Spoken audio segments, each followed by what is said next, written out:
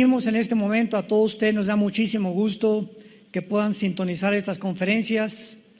Ya estamos en cantidad, decenas de países personas ávidas de conocer la verdad y de las Escrituras puedan sintonizarnos. Y vamos a compartir un mensaje titulado La profanación del templo judío. La profanación del templo judío. Antes de entrar en materia, solamente quiero establecer algunos puntos importantes porque se acerca un tiempo que la Biblia profetiza llamado la gran tribulación. Mateo 24, 21. Porque habrá tribulación como nunca antes la ha habido, dijo Jesucristo. Estas son palabras del Señor Jesucristo. Porque habrá tribulación como nunca antes en la historia ha habido. Así que no se va a comparar con ninguna revolución del pasado, ni con una golpe de Estado, ni con guerras pasadas. No se va a comparar ni con peste, ni con la peste bubónica, ni con el cólera, ni con ninguna cosa que el ser humano haya experimentado antes. Y durante estos primeros 3 años y medio de la tribulación va a venir un sistema religioso que se llama la Gran Ramera, Apocalipsis 17, donde vemos a la bestia montada sobre la ramera. Y la ramera es el sistema religioso apóstata o esta falsa religión que hace 2000 años ha sido la corrupción del cristianismo. Cuando en el año 250-275 el cristianismo ya dejó de ser perseguido, el último emperador Constantino absorbió el cristianismo como la religión oficial del Imperio Romano, y el Imperio Romano, que era político, simplemente dio la vuelta o se transformó de lo político a lo religioso. Ya no se llamó el Imperio Romano, sino se llamó el Sacro Imperio Romano, porque ahora sería la religión la que gobernaría a los seres humanos por casi 18 siglos. Así que vino lo que se conoce como el papado, y este libro que se llama la Biblia fue cerrada la Biblia. Y entonces en todo este periodo donde los hombres comenzaron a gobernar la religión sin consultar la Biblia, es lógico que hayan comenzado a introducir doctrinas o tradiciones o paradigmas no bíblicos. Y así vinieron todas las herejías con las que fue permeado el cristianismo, hasta que aproximadamente en 1625, un hombre llamado Martín Lutero, que era un monje en Alemania, le cae de alguna forma milagrosa la Biblia, comienza a leer Romanos capítulo 1, donde dice: el justo por la fe vivirá. Y Martín Lutero inicia una revolución que se llamó la Revolución o la Reforma Protestante, donde fueron establecidos 3 puntos importantes. Sola Escritura, o sea, nada más la Biblia es la única autoridad. Solo fide, solo es por la fe, y solo Cristo. Entonces, bajo estos 3 fundamentos vino un cambio radical, donde el Vaticano comienza a perseguir a los que les llamó protestantes. ¿Por qué? Porque protestaban en contra de que el Vaticano no podía haberse adjudicado el derecho de decir lo siguiente: solo bajo Roma hay salvación. Y el que no aceptara que era Roma, no la Biblia, no Cristo, no la fe, sino la institución religiosa era la que salvaba al ser humano, entonces iniciaron lo que se conoció como la Inquisición, por el señor Torquemada, un español que nombró un papa para que mandara torturar, matar y expropiar sus propiedades a toda la persona que no aceptara que Roma salvaba. Posteriormente vinieron las cruzadas, donde mandaron a Ignacio de Loyola, un soldado del Vaticano, y se pintaron aquí una cruz. Hay muchas películas de esto, y los mandaron a Jerusalén a matar a los musulmanes y a los y judíos que no aceptaran, ¿verdad? Y a sacarlos de Jerusalén para que Roma se posicionara de la ciudad de Jerusalén. Y escuchen esto, hasta 1961, apúntalo, en el Segundo Concilio Vaticano, el Papa Juan XXIII, un papa gordito, muy simpático, con mucho carisma, hasta 1961, este papa, por primera vez, abre la Biblia. Abre la Biblia, y cuando la comienza a abrir,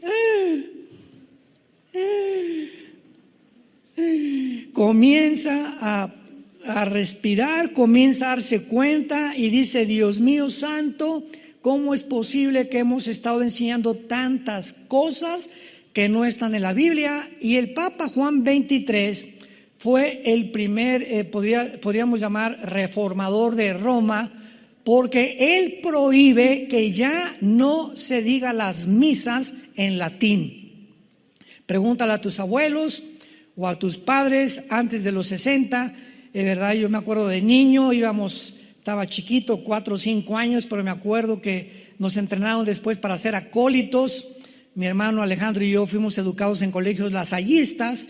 Yo estuve en el colegio salesiano de Saltillo, me corrieron a los 6 meses porque era un buscapleitos de primera. Y todas estas cosas que nos enseñaron era latín. Entonces los acólitos o monaguillos, en aquel tiempo entraba el cura a levantar el cáliz, y nosotros, uno en cada esquina, teníamos que oír lo que decía en latín y contestarle los monaguillos. Para eso eran los acólitos, contestarle al cura lo que él estaba diciendo. Entonces cuando el cura entraba y decía: introibo al altare Dei, o sea, me introduzco al altar de Dios, porque él estaba diciendo que estaba entrando al lugar santísimo. Teníamos que contar Adeam Culetifica Juventudes Meam en latín. Todavía me acuerdo de estas contestaciones en latín, ¿no? Y después pasó el tiempo y entonces quitaron el latín, mandó quitar los santos. Hay muchas iglesias que, aunque no los quitan, pero ni de chiste, en la mayoría, que comenzaron a permitir la música dentro. Y además lo más grande fue que por fin Roma, después de casi 2000 años, permite que el pueblo lea la Biblia. Se permitió la lectura de la Biblia al populus. Y gracias a Dios que desde los 60, 70 hay cantidad de católicos ya. Mi abuela fue una de ellas, mi mamá también, que murió hace poco, de 93 años. Mi abuela de 98 murió. Materna, comenzaron a leer la Biblia, se les cayeron las vendas de muchas cosas, comenzaron a preguntar: oye, y explícame esto y explícame aquello, y vino una revolución tremenda, y ahorita hay tal vez miles o millones de católicos que han conocido a Cristo como su Salvador, leyendo las Escrituras. Y desde luego que la mayor parte de los católicos que han comenzado a leer la Biblia, si realmente han aceptado a Cristo como su Salvador, tarde o temprano tienen que salirse de esa ideología, de esa institución. ¿Por qué? ¿Verdad? Porque el Espíritu Santo vino a iluminar nuestra mente y mostrarnos la verdad. Entonces, ¿qué fue lo que sucedió? Que el anticristo va a establecer un templo después de los primeros 3 años y medio, porque los primeros 3 años y medio va a ser un papa el director del sistema religioso apóstata. Y una de las cosas más interesantes que han pasado en estos últimos meses, yo estoy asombrado de todo lo que está pasando. ¿Supieron ustedes que el Papa Francisco fue a Irak? Bueno, ustedes saben que en Irak, en el área de Irak o en la Mesopotamia, estoy hablando de Irak, Siria e Israel, y se inició la civilización. Desemboca en el Golfo Pérsico. Entonces, cuando encontramos en el Apocalipsis el río Éufrates se secó para que pasaran los reyes del oriente en el Antiguo Testamento y Babilonia cayó junto al río Éufrates, nos damos cuenta que la palabra Babilonia está atribuida actualmente a la nación de Irak. Y que la Biblia dice en Zacarías capítulo 5, versículo del 5 al 11, que en los últimos tiempos va a ser levantado un templo en Irak. Y Jeremías 50-51 habla claramente que Irak se convertirá en un imán para que las naciones lo ataquen. Y la Biblia dice claramente que en la ciudad de Irak serán los cuarteles generales del anticristo. ¿Me escucharon? En Irak se establecerán los cuarteles generales del anticristo y además estarán en Irak o en Babilonia el centro comercial más grande del mundo y de las finanzas. Wall Street de Nueva York se cambiará al Medio Oriente. Y allí estará el falso profeta gobernando la economía e imponiendo a los seres humanos la marca del 666 o la marca del anticristo. Y ahora que leo que el Papa fue a Irak, digo, Dios mío santo, ¿con qué velocidad las profecías se están precipitando? ¿A qué fue? Bueno, ya leyendo, ¿verdad? Dice que él fue a unir a las religiones y a juntarse con el archimandrita griego y a juntarse con los directivos de otras religiones, musulmanes, etcétera, etcétera. Y es importante que ahora en Irak y en el área de Arabia Saudita se esté construyendo un templo para las 3 religiones del mundo. Lo pueden encontrar ustedes en el internet. Esto es impresionante, me pone los pelos de gallina. Va a ser un edificio para los católicos, otro para los judíos, otro para los cristianos. Y ahí fue el Papa y la Biblia profetizó que esta región geográfica se convertiría en el centro del comercio y en el centro de la política internacional. Así que nos encontramos en tiempos, como les dije anteriormente, muy interesantes. En el libro Apocalipsis capítulo 13 que acaban ustedes de abrir, dice la Biblia en el versículo 11: vi otra bestia que subía de la tierra con 2 cuernos semejantes a los de un cordero, pero hablaba como dragón. Muchos han atribuido esta segunda bestia o el falso profeta al Papa, pero no es así, porque esta bestia, que es el falso profeta, y el anticristo, si leemos bien Apocalipsis y Daniel, encontramos que solamente se les otorgó, se les permitió 3 años y medio para gobernar el mundo, nada más. Y el falso profeta y el anticristo, al terminar la gran tribulación o los últimos 3 años de la tribulación, los dos van a ser arrojados al lago de fuego. Así que no puede el falso profeta ser el jefe del sistema religioso de la gran ramera. El sistema religioso, Apocalipsis 17, es Roma. Va a ser la ciudad del Vaticano, que es la única religión en el mundo que tiene un banco, que tiene leyes, que es independiente del gobierno de Italia, que tiene su propia policía y que además tiene un lugar en las Naciones Unidas. Ninguna otra religión tiene un asiento en las Naciones Unidas, porque el Vaticano está considerado un estado político y una religión. ¿Ven ustedes la mezcla?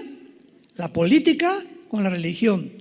Y siempre tiene que haber la separación del Estado de la Iglesia. Roma violó esto y juntó la política con la religión. Y durante 18 siglos gobernó Europa, los papas, nadie se casaba, nadie podía comprar, nadie podía hacer nada ni los príncipes de Holanda, ni de Inglaterra, ni de España podían hacer nada sin el permiso del Papa. Ahora bien, este falso profeta, entonces, vamos al libro de Daniel, capítulo 9, y veamos que el anticristo va a hacer un pacto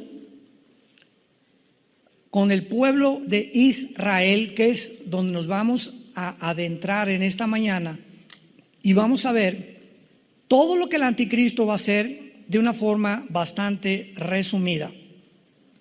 Dice Daniel 9, versículo 27, está hablando del anticristo o del príncipe que en el versículo 26 ha de venir.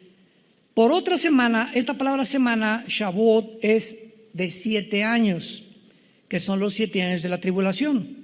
Por eso se le llama la semana 70 de Daniel, porque esta semana falta de completar los 490 años de las 70 semanas que en el versículo 24 se le prometieron o profetizaron a Daniel.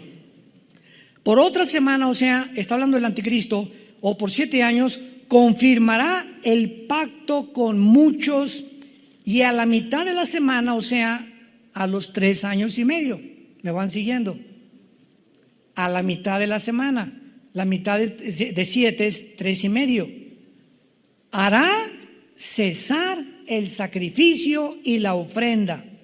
Después, con la muchedumbre de las abominaciones, vendrá el Shamem, en el hebreo, que se tradujo el desolador, o el devastador, o el destructor, hasta que venga la consumación y lo que está determinado se derrame sobre el desolador. Durante este tiempo el anticristo entonces va a entrar al templo judío hasta los 3 años y medio o a la mitad de la tribulación. Los primeros 3 años de la tribulación no le corresponden al anticristo. Él estará como un espectador o teniendo relaciones con el Vaticano, pero el Vaticano impondrá un sistema o una religión del ecumenismo, se llama, de unir a todos, musulmanes, hindúes, católicos, protestantes, apóstatas, etcétera, etcétera, bajo una sola bandera.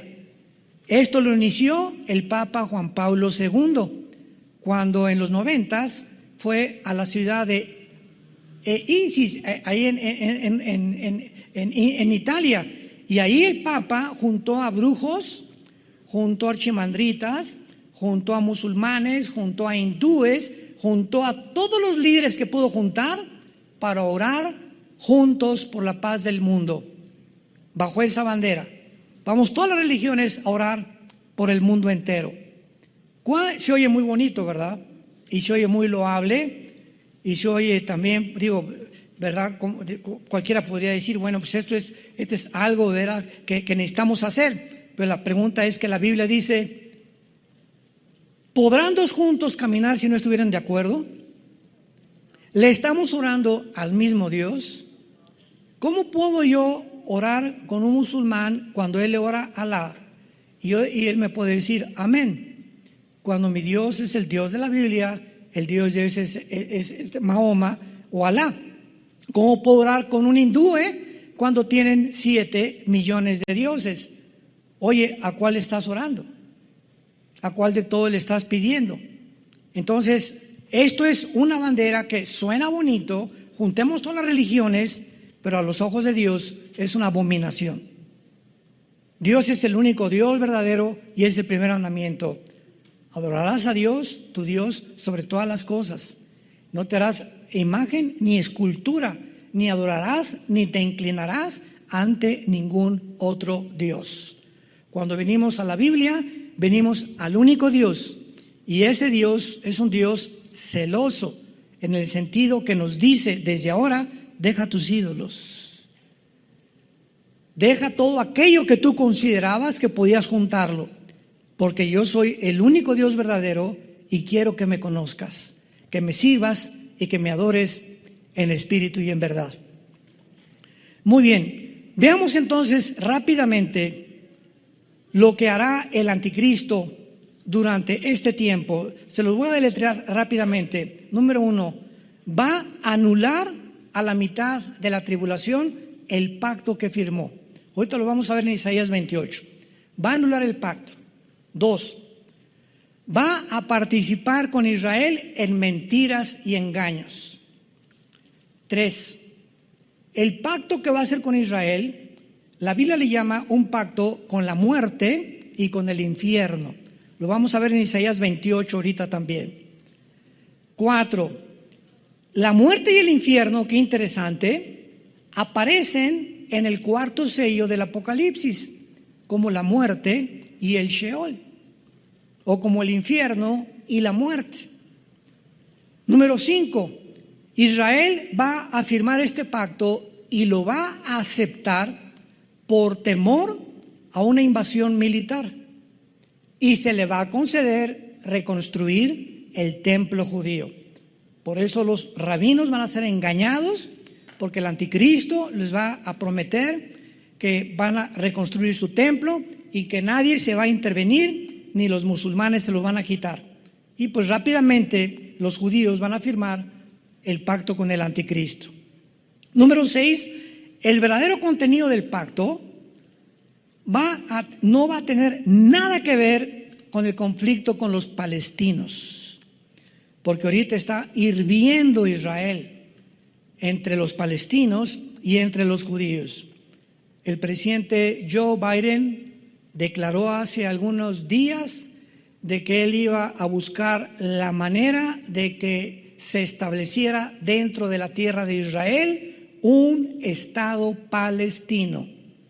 Ahorita los palestinos dentro de Israel ocupan dos lugares principales: la Franja de Gaza, que está hacia el mar, donde se conoce, ¿verdad?, como la Filistea del Antiguo Testamento, y donde el gobierno de Mahmoud Hamas, el jefe de la organización terrorista de Hamas, la palabra Hamas en hebreo significa los violentos, están al frente explotando a los palestinos, porque el pobre pueblo no tiene la culpa. Y cuando bombardean y lanzan cohetes a Israel, no son los palestinos, son el grupo terrorista de Hamas, dirigido por Mahmoud Hamas, y se esconden en los hospitales y en las escuelas para decir: no, los judíos nos contestaron el fuego y nos destruyeron los hospitales y las escuelas. Cuando usan de escudos a los niños y a los enfermos y a los médicos para justificar sus crímenes. Entonces ahorita toda la Franja de Gaza está ocupada por un grupo terrorista y por el pueblo palestino, que está sufriendo lo que este grupo está haciendo. Y también dentro de Israel está lo que se conoce como Judea, que es la zona donde está la ciudad de Jericó. Y ahí están los palestinos controlando Belén, donde nació Jesús. Ahí están ellos, y Jericó. Y es interesante lo que vamos a ver más adelante. Pero ahora quieren que un estado sea y repartan a Jerusalén la mitad. Ahorita tienen el templo oriental nada más los judíos, pero quieren los palestinos toda la tierra de Israel. Porque el que fundó la Organización para la Liberación de la Palestina, 1972, Yasser Arafat, que mató a todos los atletas en 1972 en Múnich, en Alemania. ¿Se acuerdan ustedes? Hay películas de esto. Mandó matar a todos, los secuestraron de la Vía Olímpica, los mataron en un helicóptero con una granada cuando se los querían ya llevar a su tierra. Y entonces Golda Meir, la primer ministro en aquel tiempo, inició la persecución, y a todos los que mataron a los atletas se los fusilaron, ¿verdad? Y los eliminó el Mossad, que es la agencia secreta del gobierno de Israel. En séptimo lugar, el verdadero contenido del pacto probablemente tenga que ver con el deseo, repito, de edificar el templo. Porque los judíos, imagínense, ahorita el templo, ¿dónde está? ¿Dónde está ahorita el templo judío? No existe. Pero ¿dónde se encuentra geográficamente? Debajo de la cúpula o de la mezquita de Omar, que es esa cúpula dorada que en cualquier foto de Jerusalén se ve. Cuando fuimos a Jerusalén, muchos de ustedes nos permitieron entrar, nos teníamos que quitar los zapatos, ¿verdad? Ahorita ya no se puede entrar adentro, pero en aquel tiempo nos permitieron entrar, éramos como 300 los que fuimos en ese viaje a Israel. Y esta cúpula, debajo de la cúpula esa dorada que ves en las fotos, debajo se encuentra sepultado lo que era el templo judío, que en el año 70 después de Cristo, él lo profetizó, Mateo 24, no quedará piedra sobre piedra, derribaron completamente e incendiaron Jerusalén, y fueron expulsados los judíos hasta el 48 que regresaron. Y en el año 604 después de Cristo, un musulmán, ¿verdad? Omar, uno de los musulmanes, levantó la mezquita. Entonces esa mezquita fue levantada 600 años después sobre el templo judío. Y los judíos, para que puedan reconstruir el templo, imaginémonos, pues tienen que destruir la mezquita, ¿verdad? Tienen que hacerla a un lado, por eso no lo han podido hacer. Ahora, si esto sucede, imaginémonos la guerra que sobrevendrá en el Medio Oriente cuando les quiten a los musulmanes su mezquita.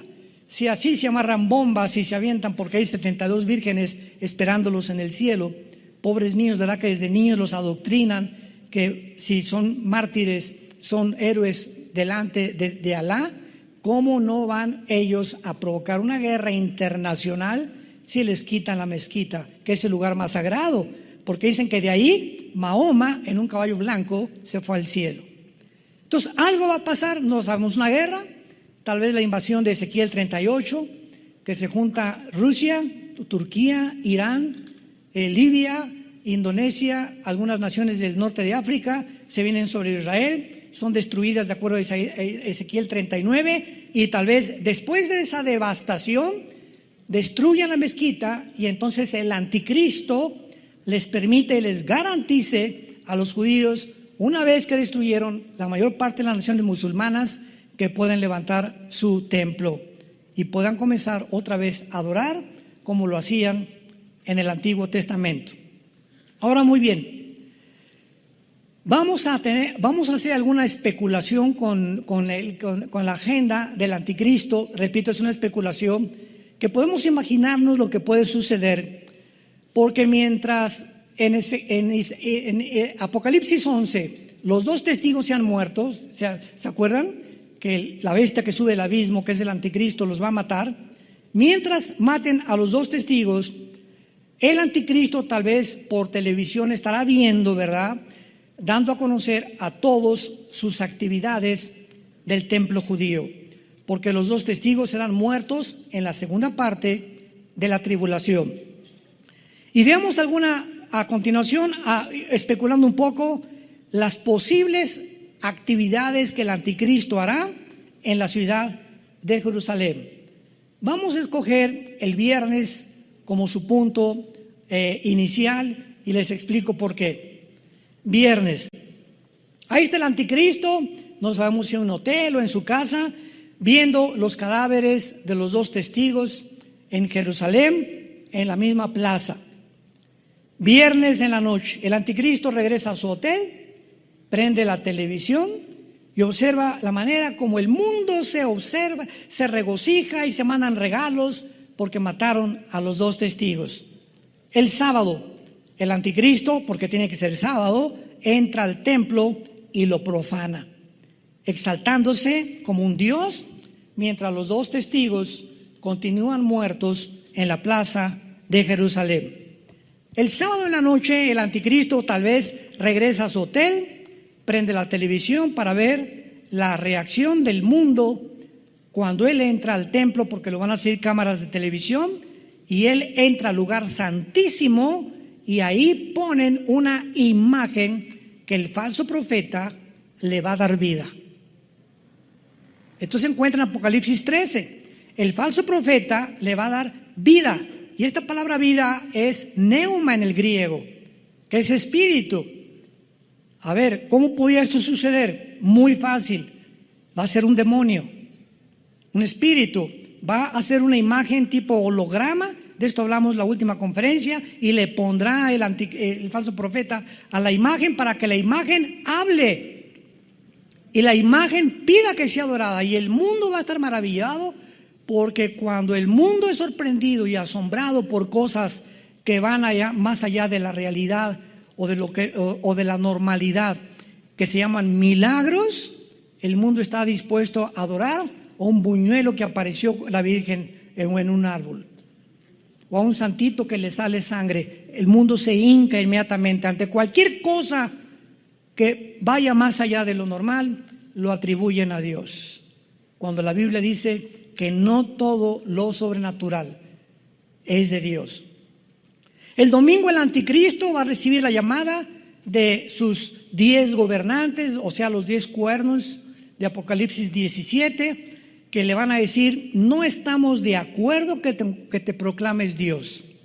Y en Daniel 7:24 dice la Biblia que entonces el anticristo a 3 de estos gobernantes, de los 10 que iban a formar su confederación política, los va a quitar, los va a desbancar, y él va a quedar como el 8º gobernante.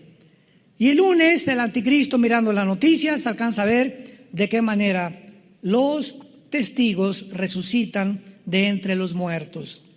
Esto es, repito, de carácter especulativo, pero más o menos podríamos imaginarnos que es la forma como se van a llevar las cosas durante 3 días, cuando el anticristo entre el sábado al lugar santísimo. Vayamos ahora a Isaías 28, el pacto que el anticristo va a firmar con muchísimos más, al versículo 18. Isaías 28, del 15 al 18. Con mucha atención, por favor. Por cuanto habéis dicho: pacto tenemos hecho con la muerte, e hicimos convenio con el infierno, o con el Sheol, cuando pase el turbión. La palabra turbión apunta, lo es la tormenta o una inundación militar. Pase una tormenta militar o una invasión militar que se llama turbión, la palabra shakat en el hebreo, no llegará a nosotros. Es lo que el pueblo judío está pensando. Porque hemos puesto, así que nos informan que Israel ha firmado un pacto para evitar una turbión o una invasión militar. Desde luego, y la invasión militar azotará a Israel, porque no es cierto que el anticristo los va a proteger más que por 3 años y medio. Versículo 16. Por tanto, Jehová el Señor dice así: he aquí yo he puesto en Sión por fundamento una piedra, que es Jesús, piedra probada, angular, preciosa, de cimiento estable. El que creyere no se apresure. ¿Qué está diciendo Dios? En lugar de que ustedes hayan hecho un pacto con el anticristo, yo anteriormente voy a poner una piedra firme, angular, preciosa, y sabemos que se refiere a la persona de Jesucristo. Y anuncia a Dios con casi 700 años de anticipación: el que creyere no se apresure. O sea, no se apresuren, judíos que van a vivir en ese tiempo, a firmar con el anticristo, porque no todos los rabinos van a firmar. Van a haber muchos que van a decir: ahora entiendo lo que Dios dijo, no voy a firmar este pacto. Y Dios los va a proteger en la ciudad de Petra, al sur de Jordania, de acuerdo a Isaías 63, del 1 al 3. Y dice el versículo 17: y ajustaré el juicio a cordel y a nivel la justicia, y granizo barrerá el refugio de la mentira, y aguas arrollarán el escondrijo. Cuando dice la Biblia: ajustaré el juicio a cordel y a nivel la justicia, son instrumentos para construir. Todos los arquitectos usan una plomada, que es lo que significa cordel y nivel de la justicia, dándonos a entender el Espíritu Santo que es realmente la construcción y la edificación del templo de los judíos lo que va a ser levantado durante este tiempo. Y versículo 18 termina diciendo: y será anulado vuestro pacto con la muerte y vuestro convenio con el Sheol. No será firme cuando pase el turbión o cuando pase esta invasión militar, serán pisoteados. Desde este momento el anticristo se proclama Dios implica que Él deshará las 3 religiones más importantes de su tiempo, que serán el sistema de la ramera, el judaísmo y el cristianismo. Va a acabar el anticristo con estas 3 religiones y Él va a proclamarse Dios. Vayamos a 2 de Tesalonicenses, donde el Espíritu nos revela esta revelación. 2 de Tesalonicenses 2, versículos 3 y 4. Nadie los engañe, escribe Pablo, de ninguna manera, porque no vendrá sin que antes venga la apostasía y se manifieste el hombre de pecado, el hijo de perdición, el cual se opone y se levanta contra todo lo que se llama Dios o es objeto de culto, tanto que se sienta en donde. Ahí está, a los 3 años y medio, el anticristo entra al templo de Dios, como lo hemos visto en otras escrituras, entra al templo de Dios como Dios, haciéndose pasar por Dios. Ahí dice el anticristo, no hay ninguna religión. Se acabaron todas las religiones. Yo soy Dios. Y Él repite y consuma y termina y finaliza la mentira del huerto del Edén. Cuando inició la creación, la serpiente le dijo a Eva: no es cierto que vas a morir, serás como Dios. Y la mujer entendió esto y aceptó comer del fruto del bien y del mal. Esa mentira es la que más adelante habla claramente el versículo 11 de la segunda carta de Tesalonicenses, que van a creer la mentira. Es la mentira que ha recorrido toda la historia del ser humano.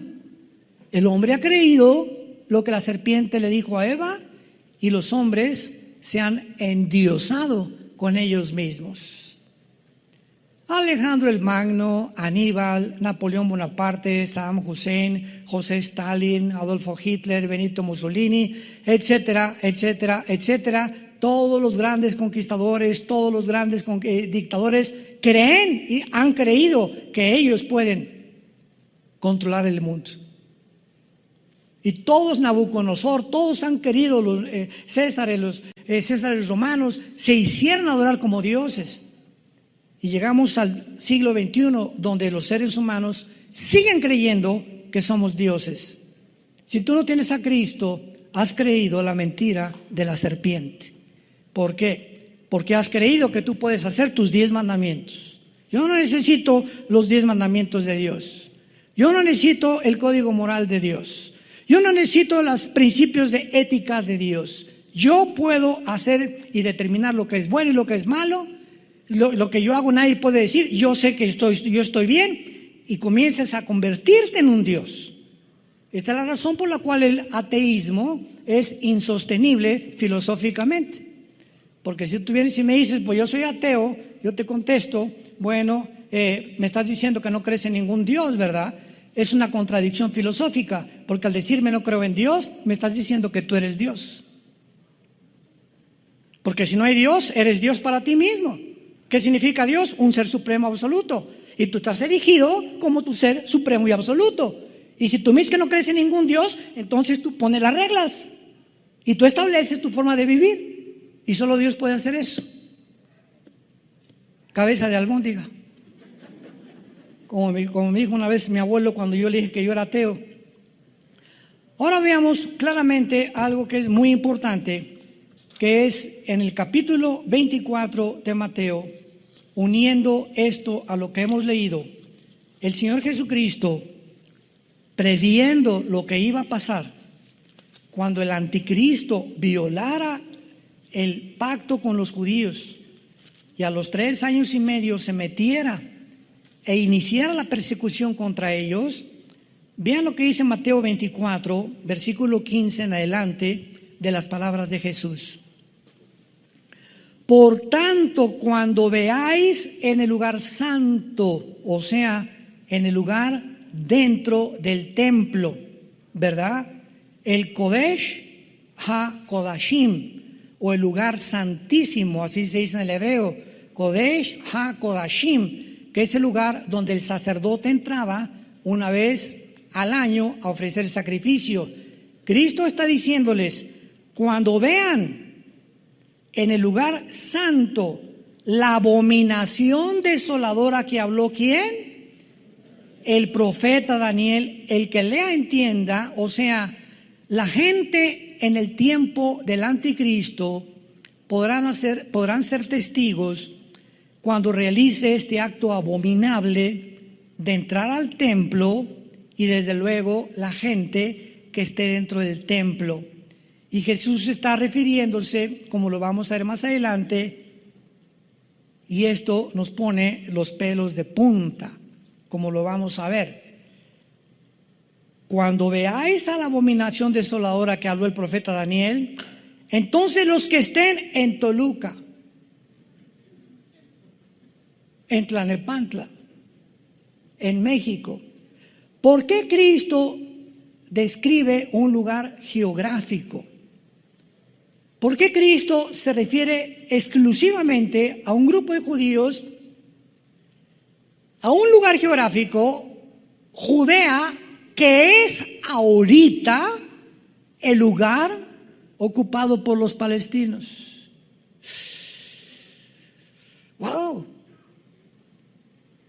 Los que están en Judea huyan a los montes. ¿Por qué? Porque ahorita esta zona geográfica que está ocupada, que se llama el Banco Oriental o Judea, que ahorita ya está ocupado por los palestinos, en cuanto el anticristo entre al templo, todos los que están contra los judíos van a salir a matarlos.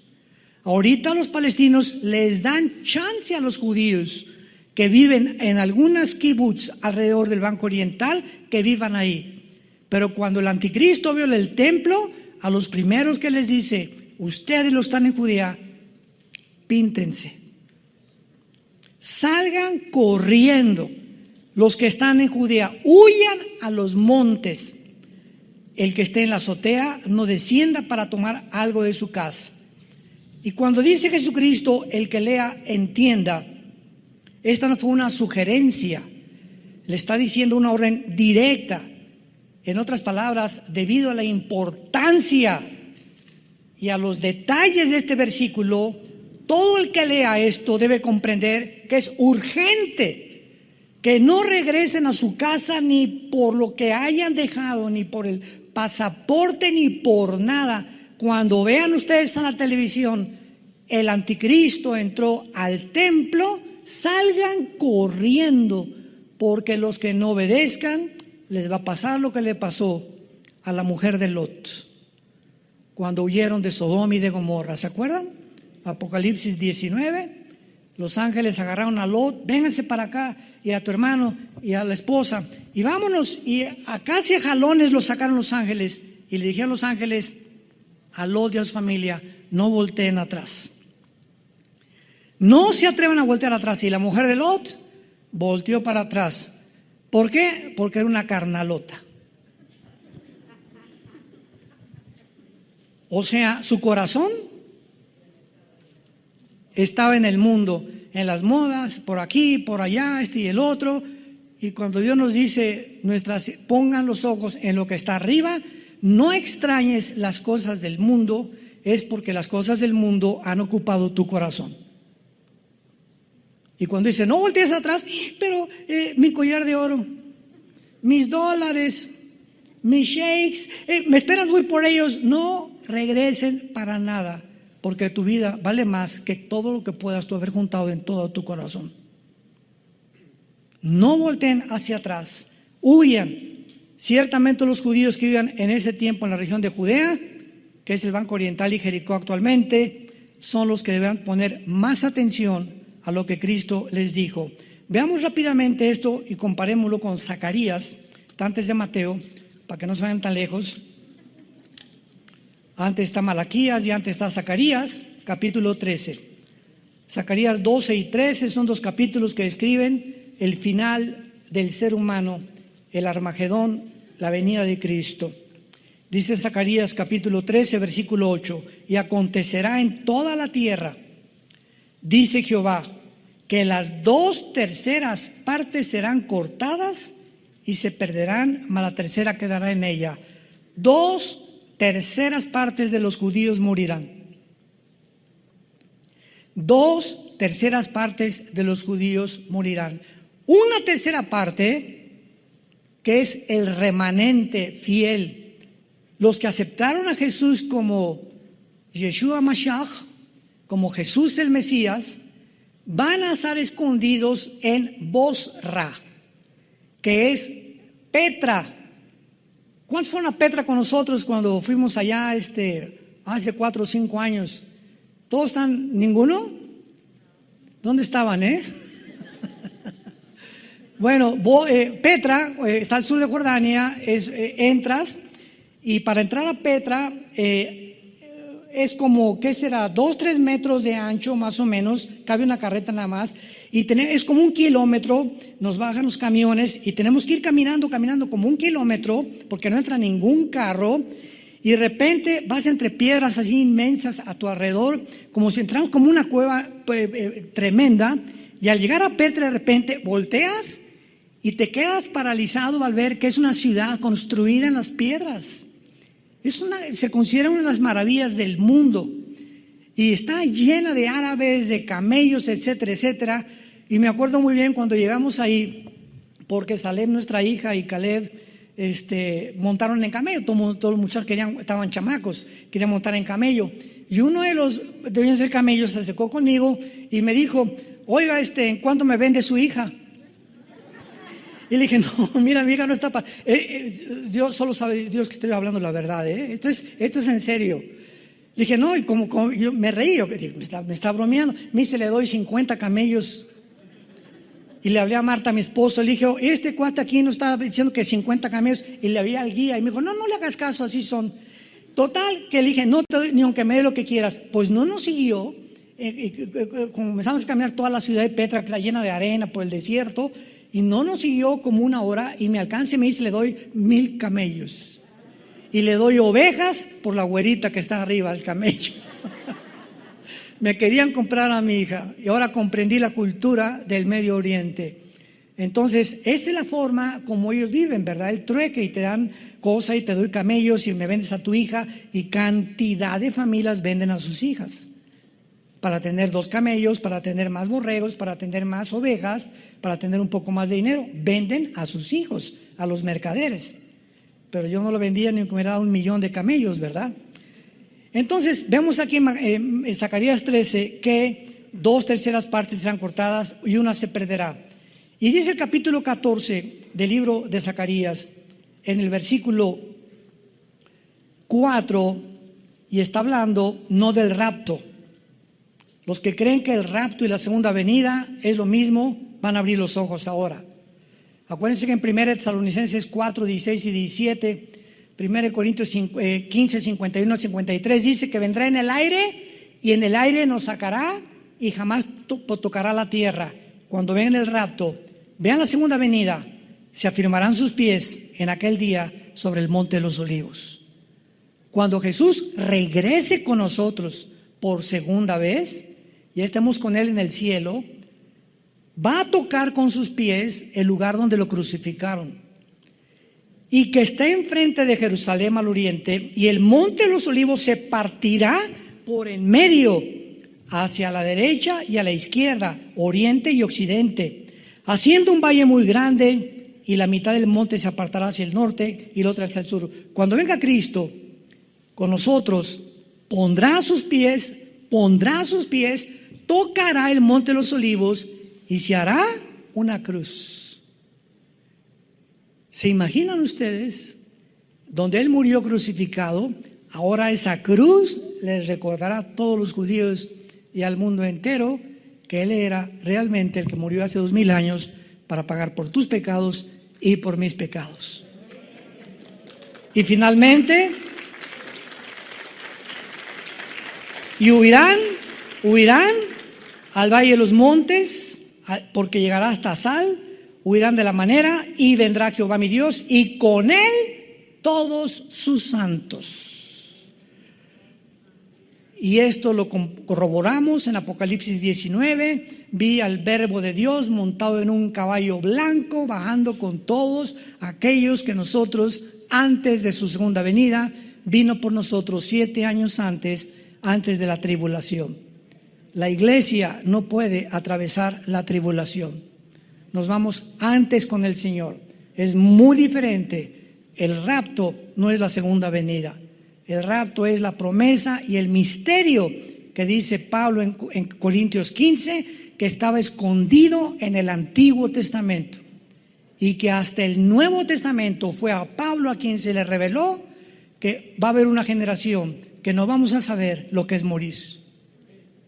¿Serás tú? ¿Seré yo? ¿Seremos nosotros? Los que en cualquier momento, de repente, los calcetines de colores que están de moda se te van a quedar ahí en el suelo. Tus guaraches, tus zapatos, tu bolsa de Gucci y todo lo que tú te hayas comprado, ahí se queda y desaparecemos.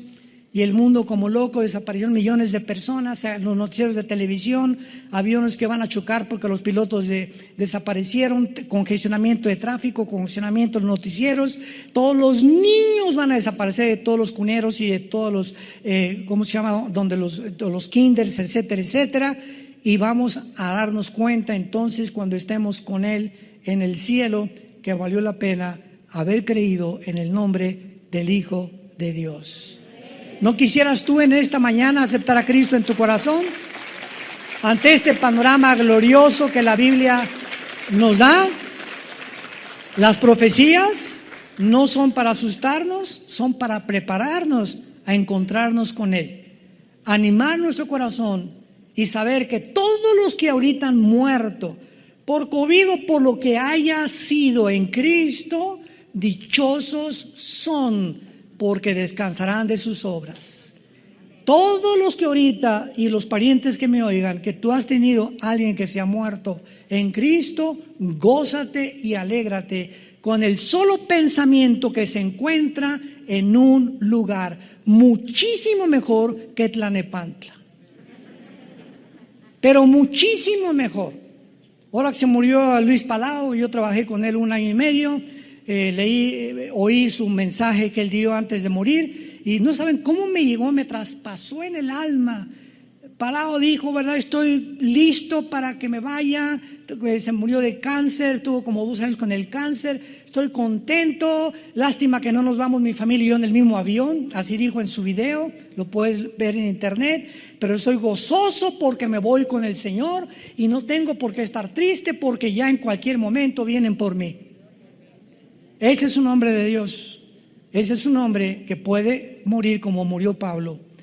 Mi muerte y el coliseo romano me está esperando, pero he peleado la buena batalla, he echado mano de la vida eterna, por lo cual me está esperando la corona de justicia, la cual el Señor me dará, y a todos los que amamos su venida. Padre, gracias por tu palabra. Gracias por la esperanza bienaventurada y la manifestación gloriosa de tu Santo Hijo Jesucristo. Bendito sea el Dios y Padre de Jesucristo, que nos ha hecho renacer para una esperanza viva por medio de su resurrección de entre los muertos. Y porque Él vive, nosotros también volveremos a vivir.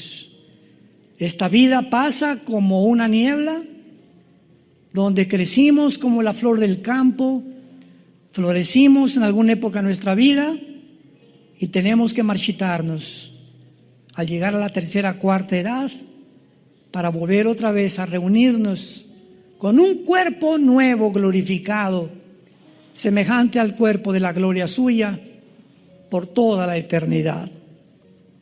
Gracias por esta esperanza, Jesús, por haber vencido la muerte y haber traído esta esperanza, porque no somos animales, ni somos el resultado de una evolución fortuita ni accidental. Somos criaturas creadas a tu imagen y semejanza. Y gracias porque muy pronto tal vez tal vez más rápido de lo que nos imaginamos, vamos a estar contigo. Secarás nuestras lágrimas, ya nunca volveremos a enfermarnos, porque todas las cosas pasarán y todas las cosas serán hechas nuevas. Ven a Cristo en esta mañana, en esta tarde. Los que nos ven por la televisión, vengan a la cruz. Te invito a que vengas, a que te arrepientas de tus pecados, que le pidas perdón a Dios por tu vida, y Él te va a perdonar, no importa lo que hayas hecho. En la sangre de Jesucristo hay perdón. Y si tú quieres invitar a Cristo en este momento a tu corazón, dile estas palabras. Díselo hoy, que Él te ha hablado y ha preparado tu vida para este momento tan especial. Te pido perdón por mi vida, Señor. Me arrepiento de todo lo que he hecho en mi pasado.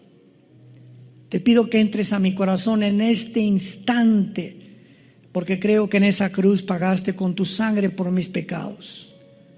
Y como creo que a los 3 días resucitaste de entre los muertos, te pido que entres en este instante a mi vida como mi Señor y mi Salvador. Gracias por darme la vida eterna y la esperanza de algún día de morir en paz, porque sé que me estarás esperando con tus ángeles para llevarme a tu presencia. En el nombre de Jesucristo. Amén.